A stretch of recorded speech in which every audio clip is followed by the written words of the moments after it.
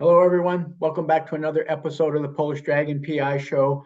I am your host, Steve Zimkowski. I am here to share with you old radio shows from the 1930s, 40s, 50s, pertaining primarily to the private detective genre.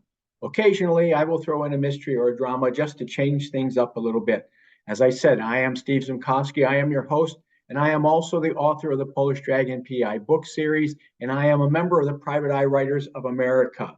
The Polish Dragon PI books can be found at www.polishdragon.com, and they are also available on Amazon Kindle for just 99 cents. That's right, these books for just 99 cents on Amazon Kindle. The award-winning books that you can have just for 99 cents. So why don't you give it a try, look them up, and if you do buy them, make sure that you leave a review for me, and I would appreciate it very, very much. This week, we are going to go with Candy Matson, the private detective from San Francisco, in Devil in the Deep Freeze. So sit back, relax, get all your popcorn and snacks ready as I take you on a journey back in time to when radio was the only form of home entertainment. When it is all over, you can ask yourself, have you not been entertained? So sit back, relax, and here we go with Candy Matson, Devil in the Deep Freeze.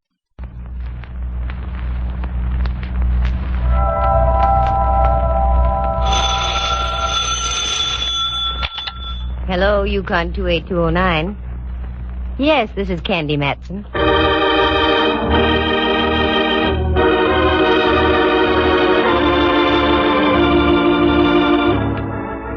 Got an old corpse kicking around you want identified? Know of any good murders you want solved? We've got just the girl for you. Her name is Candy Matson. Mighty cute, too. She fills out a size 12 suit to just the right proportions. Soft blonde hair, two sparkling blue eyes, and all in all, she looks as though she might have stepped right off a Varga calendar. And what's more, she's a private eye. You scoff? You ridicule? I'll let you see for yourselves. Listen, she's talking on the phone right now. Hello, Candy Matson. Hello, Miss Matson. I'm afraid you don't know me. That makes it even. You don't know me. Let's go from there. I've read about you in the papers, Miss Matson. You handle confidential cases. That's right. However, there's a little matter of a fee involved. Yes, I know. I can pay. That's item number 1. Now to item number 2. What's the confidential case? I can't possibly tell you on the phone, Miss Matson. I said it was confidential. Okay. Where do you want to talk? I am the proprietor of a restaurant, the Charlemagne in North Beach. Oh, yeah, I ate there once. Oh, that's nice. No, it wasn't. I didn't like the food. Oh. However, I'll overlook it. Do you want to talk in about an hour? That will be fine, Miss Matson. Good. And your name would be? Martinello. Carlo Martinello. Okay, Mr. Martinello. And have some ink in your pen. It costs money just to talk.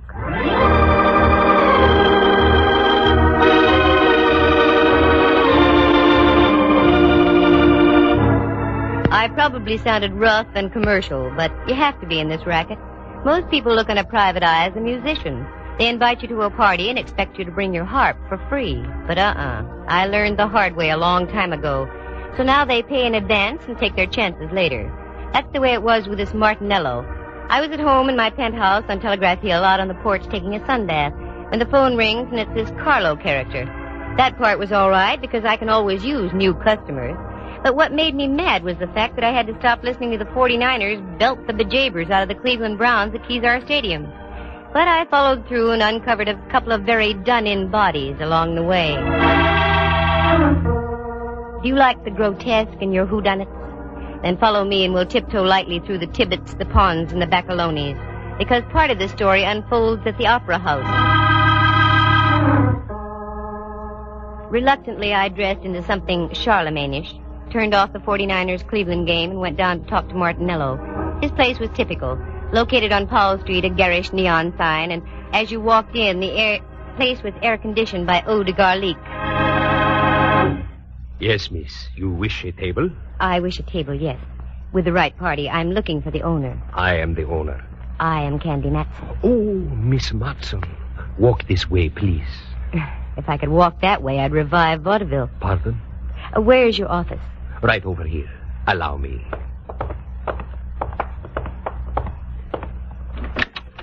After you, Signorina. Thank you, senor. Here. Sit down, please. Thanks. Now, Martinello, what's on your mind? Always, all my life, I have run a very nice, respectable place. Mm-hmm. Until this morning. What's with this morning? I go down to the basement. My icebox is down there. That is where I keep all my meat. So, you wanted some ground round? Oh, no. Perhaps I'd better show you.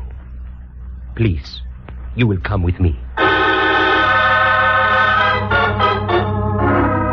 Martinello led the way out of his office and down a flight of stairs. A cold blast hit my face. A musty aroma smothered my nostrils, and if I had had a phobia about darkness, I'd have ducked out then. But I followed the guy, and we ended up in front of a refrigerator about the size of an Inquisition chamber.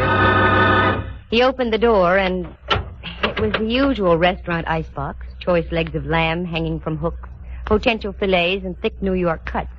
The box was cold, and I started to shiver. Not from the refrigeration, though, because over in the corner was a man. He looked like something out of a long-lost Arctic expedition. He had a long, flowing mustache, every bristle of which was coated with ice. He was quite frozen and quite dead.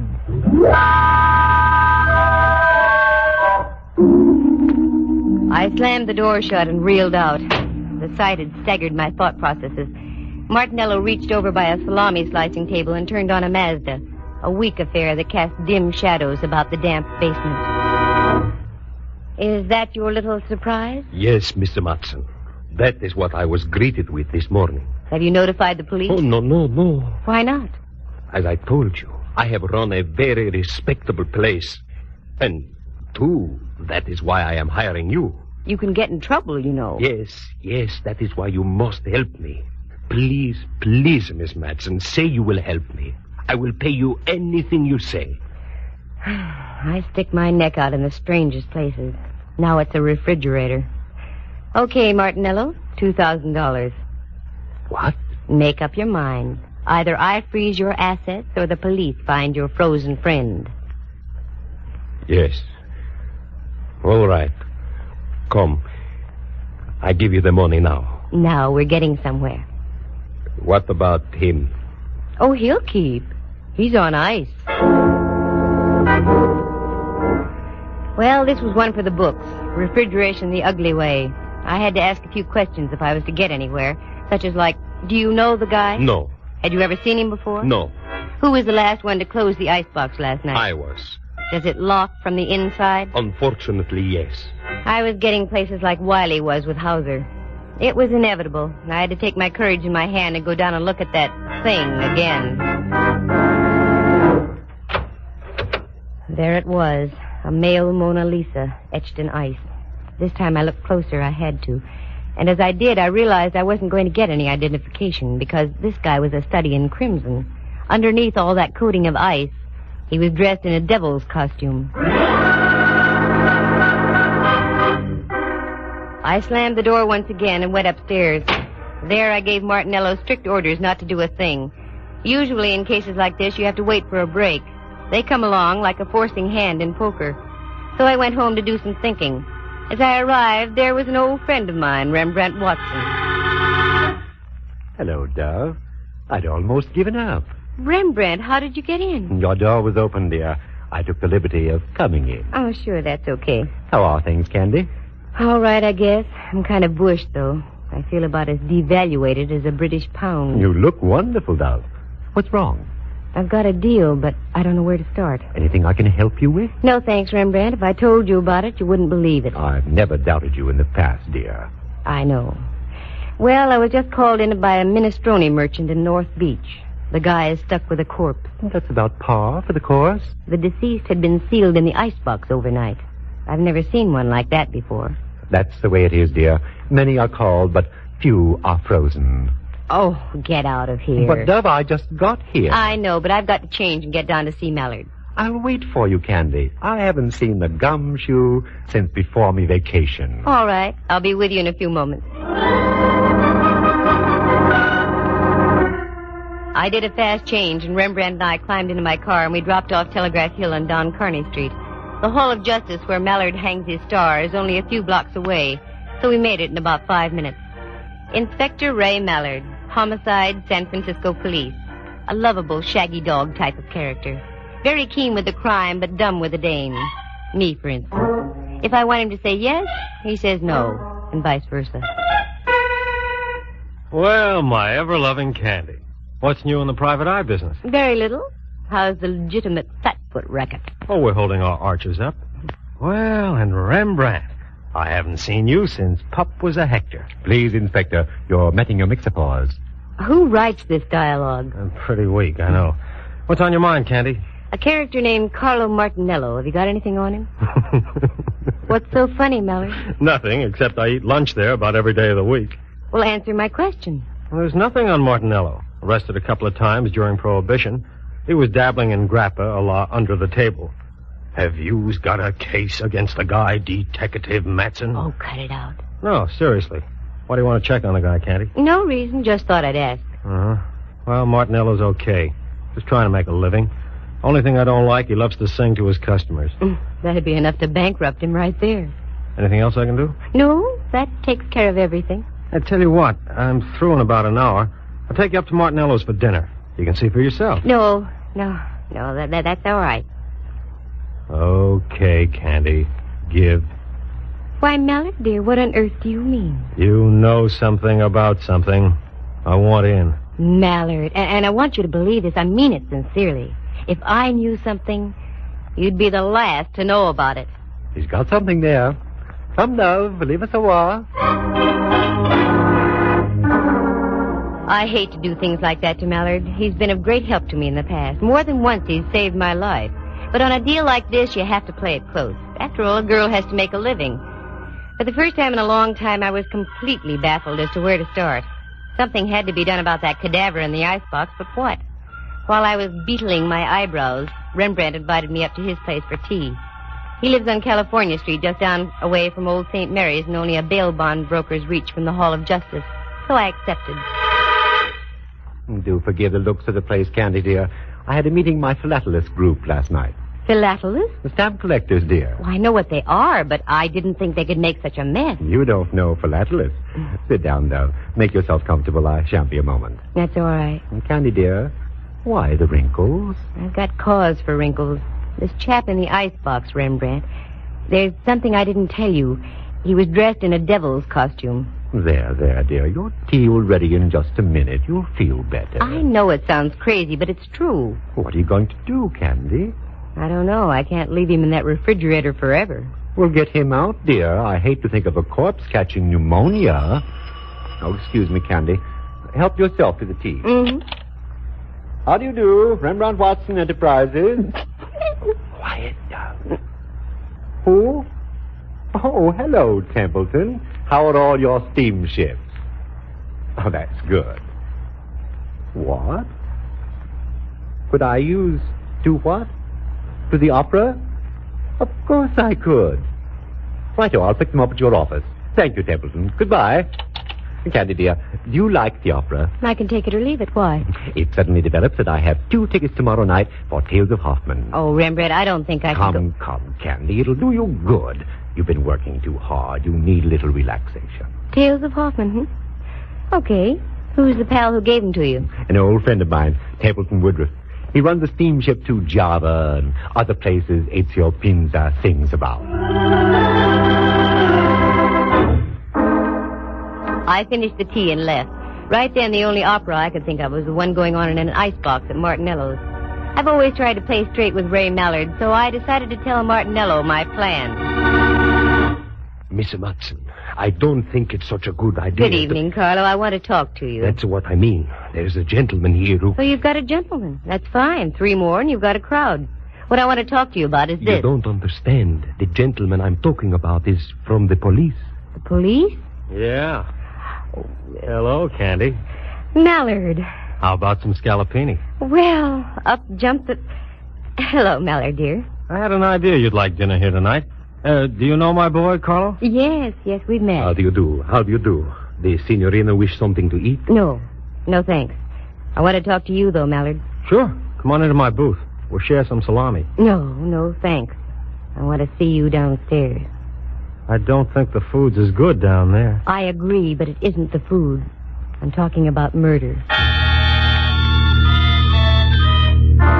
Once again, I headed down into the catacombs of the Charlemagne.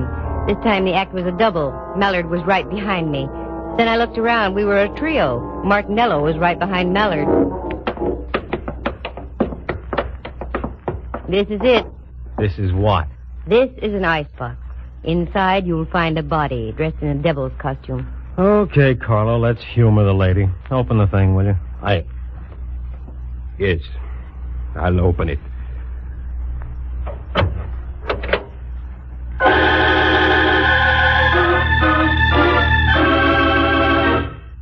Lovely view of the beef. It's gone. The body's gone. Okay, Martinello, start talking and make some sense while you're doing it. Please, Miss Matson. I don't know anything. I haven't been down here all day. Get rid of those arched eyebrows, Martinello. You know something. What is it? Wait a minute, Candy. I'll do the questioning. In the first place, Carlo, was there or was there not a body in here? Well... Sure there was. He can't deny it. Here's a check for $2,000 signed by Martinello himself. Well, Carlo? Yes. There was a body, all right. Who was it? Friend of yours? No, Inspector. I never saw him before. Why did you call Miss Matson? Why didn't you come to see me about it? Well, you know, Inspector, the police... Just because you were once arrested for bootlegging, Carlo, is no reason to be afraid of the police. Well, I'll put a couple of my men on the job and see what we can turn up. What? Is that all you're going to do, Mallard? No. Right now, I'm going back upstairs and have some of Carlo's scallopini. Mallard, are you out of your head? Look, Candy, in order to have a murder case, you've got to have a body. Obviously, we're fresh out. And until your pal with the devil's costume turns up, I intend to live my typical everyday life. Don't forget the mushrooms, Carlo. There are times when I get so mad at Mallard I want to scream. I didn't, though. I only scrammed. I hung on to the $2,000, however. I felt I deserved it just for getting my curiosity aroused, and it was aroused plenty. Corpses don't get up and walk out of iceboxes by themselves. But after all, Mallard had a point. There was nothing to be done without a body. So I went home and waded into a stack of dirty dishes that had been piling up. Then I fixed dinner and started a new stack of dirty dishes. Got a book and ducked into bed. In the morning, I had an idea. After breakfast, I went down to the corner of Broadway and Columbus. That's where North Beach does a neat blend with Chinatown. On the corner was a Joe who sold newspapers. I'd known him for some time, and he seemed to like me.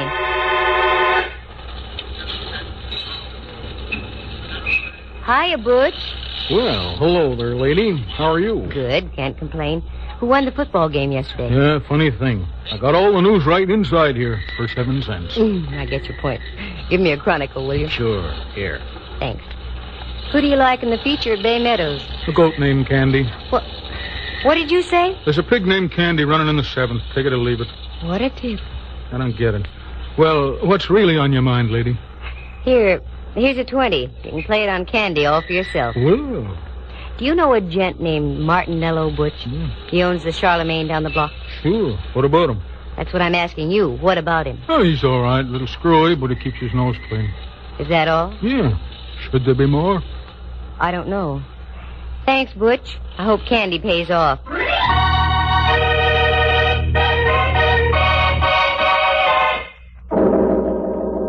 I was getting nowhere, that was for sure, and the rest of the day went the same way. Dead ends, blind alleys. I checked as many loose ends as I possibly could, but I was still stuck in a quandary. But the Crusher claimed late in the afternoon when I got a copy of the late paper and read where Candy came in at Bay Meadows and paid $32.20. And I hadn't had sense enough to get aboard. When I got home, the phone was ringing. Hello, Candy Matson. Oh, you're Candy Matson. I should play a fanfare. Oh, hello, Rembrandt, dear. How are you? Like an October morning. Every single one of me pores is breathing great, huge gulps of air. What? I just had a facial dove. Most invigorating. Oh, what on earth for? I loved your old pores just the way they were. Candy, you've forgotten. I have? Forgotten what, Rembrandt? We're going to the opera tonight. Oh, Ducky, I'm sorry. I had forgotten. I'm afraid I'll have to renege. Now, Candy, you promised, and I don't care what you're involved in. It'll do you good. But, Rembrandt, I'm working on it. Perhaps you're right. Okay, I'll get ready. Wonderful, dear. Pick me up about 7:45, will you? Pick you up 7:45. Yeah. Oh, and another thing, Lamb. We may have to do some entertaining afterward. Do bring some cash, will you? Mm-hmm. That's the girl.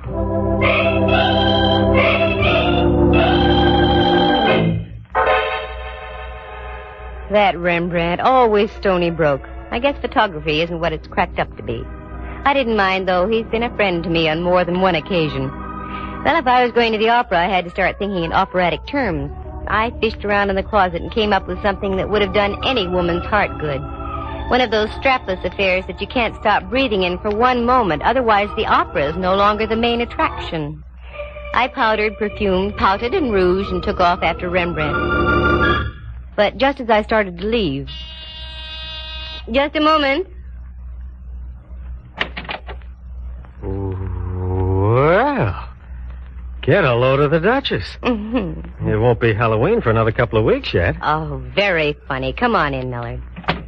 What are you decked out for, Candy? Something you wouldn't understand. I'm going to the opera. Oh, I love the opera. Any horse opera with Tex Acuff in it. That's what I thought. What's on your mind, Millard? I've got to pick up Rembrandt in 10 minutes. Well, I was just driving by, so I thought I'd stop and tell you the news. News? About what? We found El Diablo. The guy in the icebox? Yeah. Martinello identified him. He was floating in the water off Aquatic Park. Any lead on him? The best. He was Salavini, the second baritone with the opera company. That's all, Candy. I hope you enjoy the performance tonight. A baritone with the opera company. Well, that explained the costume, but it didn't explain a lot of other things. I walked down the stairs with Mallard. He got in his squad car, flicked on the flashing red light, and with a burst of his siren, rolled down the street. I'd have to speak to Mallard about that. All the neighbors had their heads out of their windows as I climbed into my car and followed. What an exit. I picked up Rembrandt, and we drove up to the Civic Center. I found a place to park. A minor miracle. The last time I went to the opera, I had to drive almost to Palo Alto and come back by train. Rembrandt's friend must have been very influential. We had seats in the Diamond Horseshoe. They were presenting Tales of Hoffman, and a friend of mine, Dorothy Warrenshold, was singing the role of Antonia. It was a fine performance, and after the last curtain, I took Rembrandt. We went backstage to see Dorothy.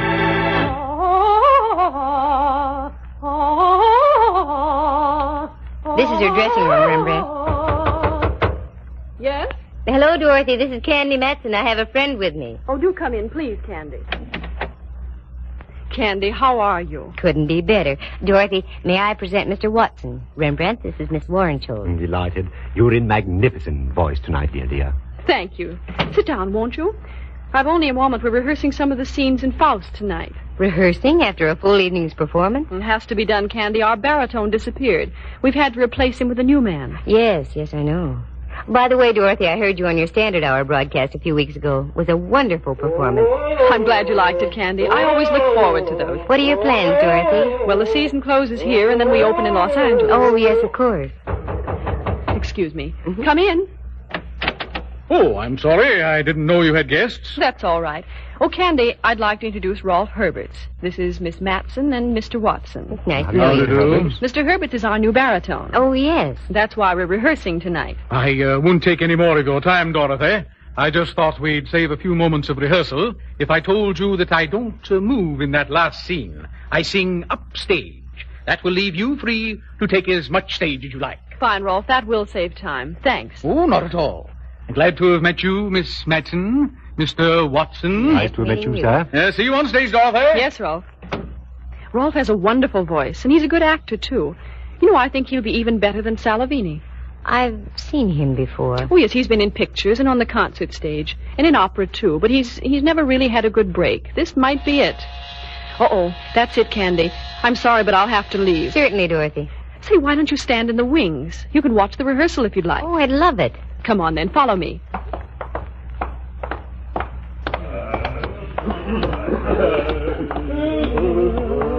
All right, to places, everyone. Places. This is all right, Candy. You can stay right here. Thanks, Dorothy. Glad to have met you, Mr. Watson. Also, as we used to say in the theater, go out there and kill them. See you later. Where's Miss Warrenshaw? Ah, there you are. Herbert! Where's Herbert? I saw him just a moment ago in the dressing room. Well, it's late. We've got to keep moving. Please, somebody find Herbert.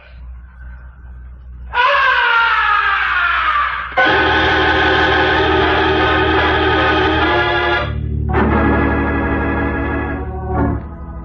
From way up in the heights of the stage, the opera house was pierced with a blood-curdling scream.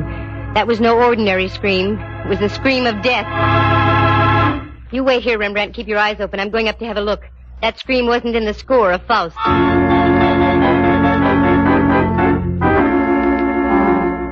I punched the button for the backstage elevator. It's a good thing they work fast and are speedy.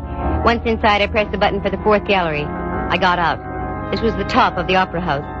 The place was loaded with old sets, props, papier-mâché alligators, gold goblets. Then, over on the other side of the catwalk, I saw it. The body of a man all crumpled and distorted. I hit the catwalk and ran over. It was 100 feet above the stage, and as I looked down, I could see a score of strained faces looking up through the darkness. I got on the other side and bent over the body. It was that of Rolf Herbert. Candy, down here. I think your man just dropped down underneath the stage. Again, I did a Mel Patton. The elevator shot me down to the stage level, and there was Rembrandt, wild-eyed. He came down the elevator on the other side, Candy. Then he cut across the stage and down those steps. Come on, Rembrandt, follow me. I may need help.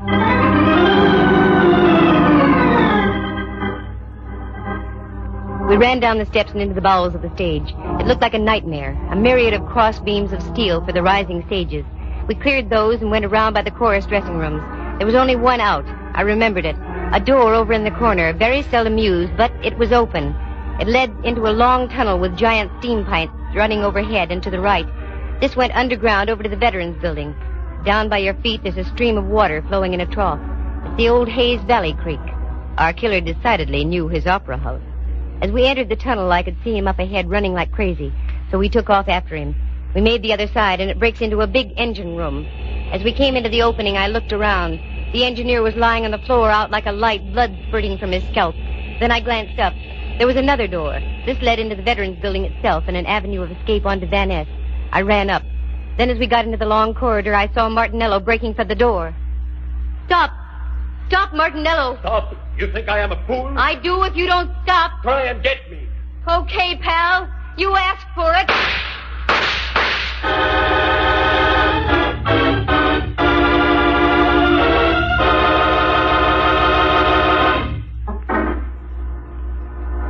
It was the first time I had ever shot a man.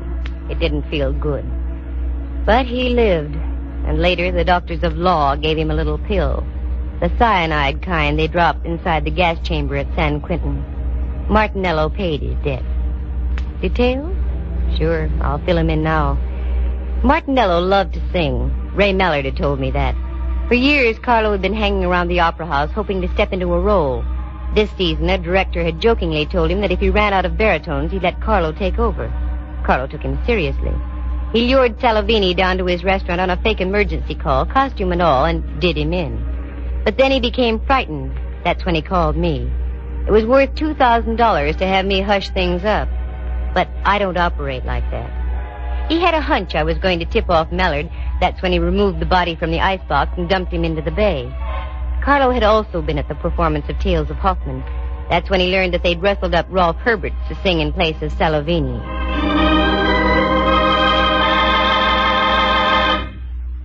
By this time, Martinello was obsessed with the idea of singing in the opera house and wouldn't stop at anything. Right after Herberts left Warrenshold's dressing room, he managed to get Herberts into the elevator and up to the fourth gallery behind the stage. That scream was produced by a 6-inch stiletto through Herbert's heart from the hands of Martinello.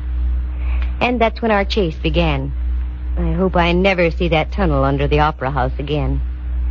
That Mallard and his sentiments. It was he who gave me that gun just a week before, for my birthday. He said I needed protection. Well, darn it, I do. But I can't get Mallard to believe me. Instead, he just gives me guns.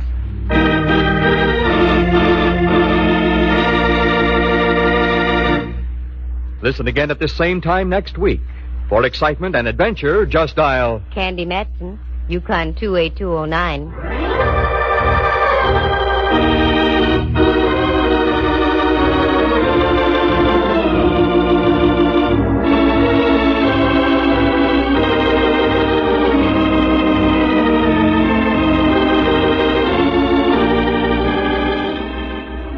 Heard tonight were Harry Bechtel as Rolf Herbert, Jerry Walter as Carlo Martinello, Henry Leff plays the role of Inspector Mallard and Jack Thomas is Rembrandt. Dorothy Warrenshold, star of the Standard Hour and the San Francisco Opera Company, was heard as herself.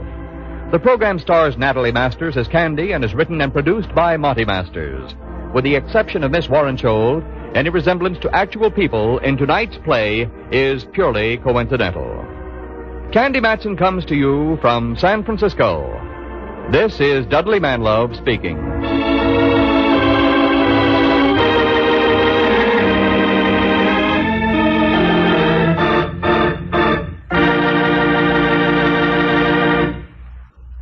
You are tuned for the stars on NBC.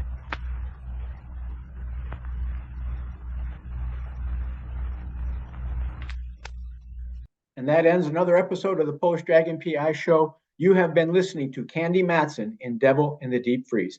Remember to check out the Polish Dragon books at www.polishdragon.com. They are also available on Amazon Kindle for just 99 cents.